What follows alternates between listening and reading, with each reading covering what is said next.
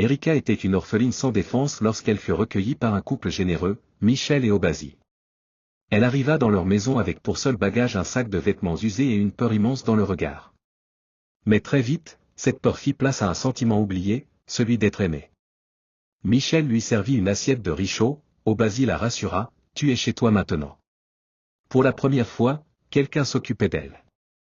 Elle apprit à sourire à nouveau, à rire, à vivre. Elle appelait Obasi, « Papa », et il la serrait fort en lui répondant, « Ma fille. » C'était trop beau pour durer. 3 ans plus tard, Michel tomba miraculeusement enceinte et donna naissance à des jumelles, Sharon et Chiara. Erika, pleine d'enthousiasme, accueillit la nouvelle avec joie. Mais tout changea. L'attention qu'elle recevait auparavant disparut.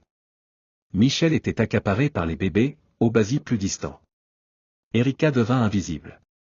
Puis un jour, tout bascula, Obasi mourut dans un accident tragique. Ce fut un choc immense. Michel, dévasté, hurla de douleur, mais rapidement, Erika comprit qu'elle avait perdu plus qu'un père adoptif. Elle avait perdu sa place dans cette maison. Les années passèrent. Erika grandit avec Sharon et Chiara, mais les choses n'étaient plus jamais comme avant.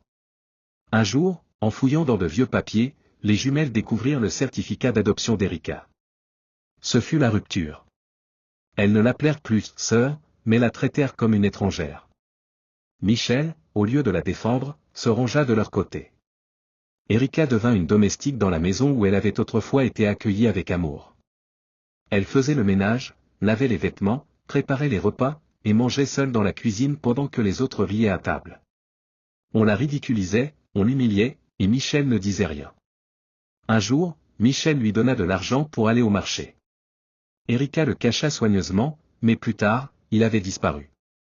Lorsqu'elle le signala, Sharon et Chiara firent semblant de la plaindre, tout en niant. Michel, furieuse, la gifla violemment et la priva de nourriture pendant une semaine. Erika, humiliée et affamée, savait que c'était Sharon qui avait pris l'argent, mais elle n'avait aucune preuve. Quand elle osa en parler, Michel la traita d'ingrate et la menaça encore. Erika était seule, brisée. C'est à ce moment qu'elle fit la rencontre de Kelvin, un jeune homme gentil qui lui parla avec douceur. Cela faisait longtemps que personne ne lui avait parlé ainsi. Mais Sharon, jalouse, remarqua cette interaction et décida avec Chiara de tout faire pour détruire ce lien.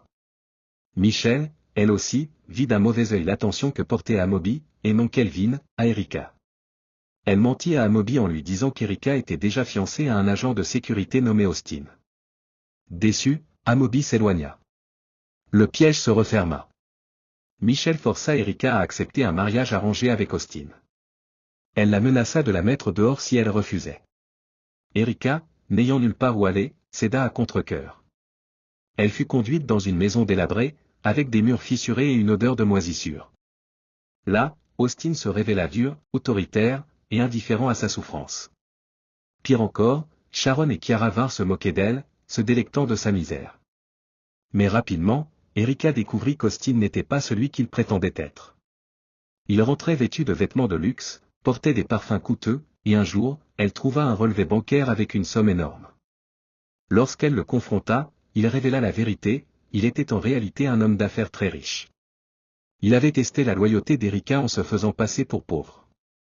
Erika, abasourdie, réalisa qu'elle avait été manipulée encore une fois. Mais cette fois, le vent allait tourner.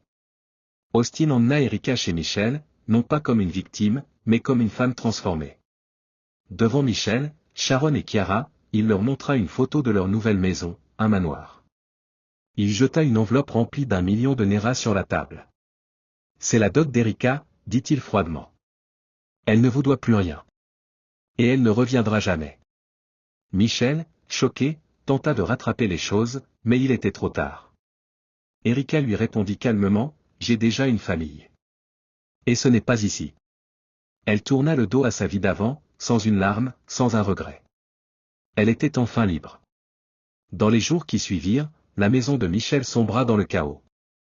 Sharon et Chiara se disputaient sans cesse. Michel, désespéré, leur rappela que tout aurait pu être différent si elle n'avait pas été aussi cruelle.